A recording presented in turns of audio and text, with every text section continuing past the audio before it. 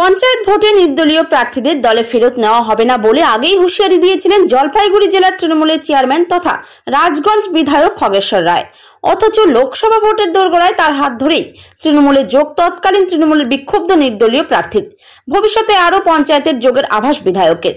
শুক্রবার জলপাইগুড়ির রাজগঞ্জের বিধায়ক খগেশ্বর রায়ের হাত ধরেই তৃণমূলে যোগ দিলেন মাঝিয়ালি গ্রাম পঞ্চায়েতের মালিপাড়া বুথের নির্দল পঞ্চায়েত সদস্যা মাধবী রায় সহ প্রায় 350 কর্মী। এদিন বেলাকোবায় নিজ বাসভবনে আনুষ্ঠানিকভাবে তৃণমূলে যোগদান দিলেন তারা। বিধায়কের হাত ধরে তৃণমূলের পতাকা তুলে নেন তারা। যদিও পঞ্চায়েত নির্বাচনের আগে ওই নির্দলীয় পঞ্চায়েত সদস্য তৃণমূলেই ছিল। পঞ্চায়েত ভোটে টিকিট না পেয়ে নির্দলীয় হয়ে ভোটে দাঁড়ান, এরপর ভোটেও জেতেন। কিন্তু সেই সময় রাজগঞ্জ বিধায়ক খগেশ্বর রায় হুঁশিয়ারি দিয়েছিলেন নির্দলীয় কোনো প্রার্থীকেই তৃণমূলে নেওয়া হবে না। অথচ লোকসভা ভোটের দোরগোড়ায় পুরোপুরি উল্টো। এদিন বিধায়ক খগেশ্বর রায় সাংবাদিকদের মুখোমুখি হয়ে বলেন, ভুল বুঝাবুঝির জন্যই উনি নির্দলীয় হয়ে দাঁড়িয়েছিলেন। পরে তৃণমূলের যোগের ক্ষেত্রে অস্বাভাবিক কিছু দেখছে না বলে বিধায়কের বক্তব্য। এক্ষেত্রে শুভেন্দু অধিকারী, অর্জুন সিং এর উদাহরণ দেন খগেশ্বর।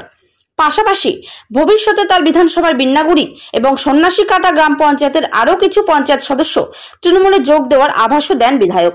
কথাটা বলছো যে আমাদের বর্তমান লোকসভা নির্বাচন দলের পরিস্থিতি ভালো নয় বলে আজকে নির্দল হিসেবে জয়েন করো, এটা তোমার ভুল ধারণা। আমরা কি বলেছিলাম এর আগে যে পঞ্চায়েত নির্বাচনে যারা ভুল বুঝে নির্দল হিসেবে দাঁড়িয়েছে তারা যে স্বইচ্ছে আবার মামাটি মানুষের সরকারের সঙ্গে সামিল হয় তাদেরকে প্রত্যেকে জয়েন করো। তার কথা অনুপাতে ওরা দরখাস্ত করেছে আমাদের দলকে, চেয়ারম্যানকে আমাদের সভাপতিকে দরখাস্ত করেছে বলে আজকে জয়েন করা হলো।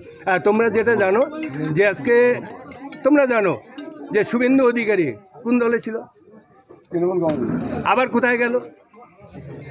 আজকে অর্জুন সিং কোন দলে ছিল, কোথায় গেল? আজকে এটা দল বদল হতেই পারে, দল বদল নয়, এটা কিন্তু দল বদল নয়।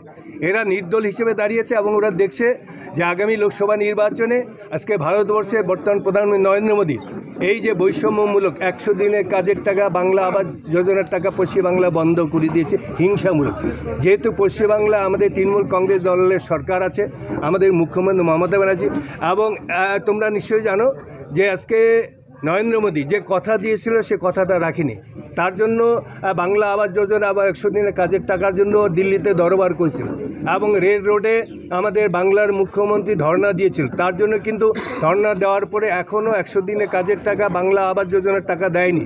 কিন্তু আমাদের বাংলার মুখ্যমন্ত্রী মমতা ব্যানার্জি এবং আমাদের সর্বভারতীয় তৃণমূল কংগ্রেস দলের সাধারণ সম্পাদক সাংসদ অভিষেক ব্যানার্জির নির্দেশে প্রত্যেকটা জায়গায় তোমরা নিশ্চয়ই খোঁজখবর পাবে 100 দিনের কাজের টাকা যারা পায়নি প্রত্যেকটা বেনিফিশিয়ারি অলরেডি ব্যাংকের অ্যাকাউন্টে টাকা দিয়ে, এবং যেটা মুখ্যমন্ত্রী যেটা ঘোষণা করেছে যে 1 এপ্রিলের পরে, যেমন 1 এপ্রিলের পরে বাংলা আবাস যোজনার যারা টাকা পায়নি প্রত্যেকটার বাড়িতে না, যারা দরখাস্ত করেছে, যারা পাওয়ার যুক্ত তাদেরকে ঘরে ঘরে দিয়ে। এবং তুমি যে কথাটা বললে যে ওটা বাংলা একটা পার্টির গাইডলাইন থাকে, গাইডলাইন অনুপাতে, এবং তুমি যেটা বলছো যে রামপ্রসাদ যে আজকে জলপাইগুড়ি জেলায় আমাদের যেহেতু লোকসভা নির্বাচন আমাদের পরিস্থিতি ভালো নয়, পরিস্থিতি ভালো নয় কে বললো? আরে পরিস্থিতি ভালো যদি নেওয়া হয় তাহলে তখনই আজকে লোকসভা নির্বাচনের আগেই 10ই মার্চ ব্রিগেডে 42টি লোকসভা কেন্দ্রের নাম ঘোষণা করেছিল। কিন্তু দুর্ভাগ্যের বিষয় আমাদের জলপাইগুড়ি জেলার বিজেপির প্রার্থী আজকে 3 দিন আগে ঘোষণা করলো। তাহলে অবস্থাটা কার খারাপ?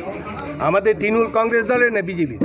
তারা প্রার্থী হয়েছে, তোমরা দেখেছো কয়েকদিন আগে আমাদের তৃণমূল কংগ্রেস দলের প্রার্থী রাজগঞ্জ ব্লকে প্রত্যেকটা অঞ্চলে মানুষের দাঁড়ে ভোট ভিক্ষা চাইতে গেছে। তো কোথায় আমাদের অবস্থা খারাপ?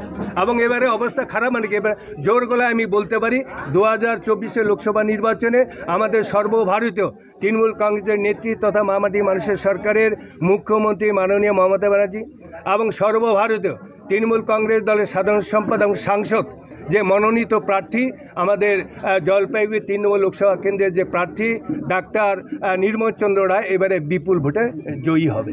আজকে কারা জয়েনিং করলেন কি বিষয়? আজকে যেমন মাধবী রায় মাঝিয়ালি অঞ্চলের, আজকে ওটা হচ্ছে বুথটার নাম মালিপাড়া বুথের 2023 সালে পঞ্চায়েত নির্বাচনে নির্দল হিসেবে জয়ী হয়েছিল। তার শুধু মাধবী রায় নয়, তার সঙ্গে প্রায় 300-400 কর্মী আজকে তৃণমূল কংগ্রেস দলে যোগদান করে। দাদা, এরা কি পঞ্চায়েত নির্বাচনের আগে তৃণমূলেই ছিল? পঞ্চায়েত নির্বাচনে তৃণমূলেই ছিল, সে নির্দল হিসেবে দাঁড়িয়েছিল, তৃণমূলেই ছিল, নির্দল হিসেবে দাঁড়িয়েছিল।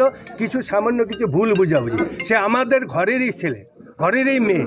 আর তুমি যেটা বললে যে খারাপ অবস্থাটা ভুল, হ্যাঁ ঘরে যে ঘরে এবং নির্দল না, নির্দলটা ওটাও আলাদা, যেহেতু তৃণমূল না, নির্দলটা ফ্যাক্টর ছিল, তাই আমাদের তৃণমূল কংগ্রেস দলে যোগদান, তার কাজ করার কোনো অসুবিধা হবে না, কোনো অসুবিধা হবে না। ভোটের আগে কতটা বিরাট আছে, মাঝিয়ালি অঞ্চলে অনেক লিড হবে, মাঝিয়ালি অঞ্চলে বিরাট লিড হবে। এবং তোমরা জানো আগাম আভাস দিলাম, বিন্নাগুড়ি অঞ্চলে কয়েকজন পঞ্চায়েত এবং সন্ন্যাসীকাটা অঞ্চলে কয়েকজন পঞ্চায়েত আমাদের তৃণমূল কংগ্রেস দলে যোগদান করবে। আজকে দলবদল কি কারণ, কেন? দেখতেছি পরিস্থিতি, এবার দিদি আমাদের জন্য অনেক কিছু করতেছে, এবার আমরা দিদির জন্য কিছু যদি করতে পারি তাহলে আমাদেরও ভালো লাগবে। তাহলে কেন এবার আমরা দিদির জন্য করবো, এবার সবকিছু দেখতেছি আমাদের চারপাশে তো দিদি সবকিছু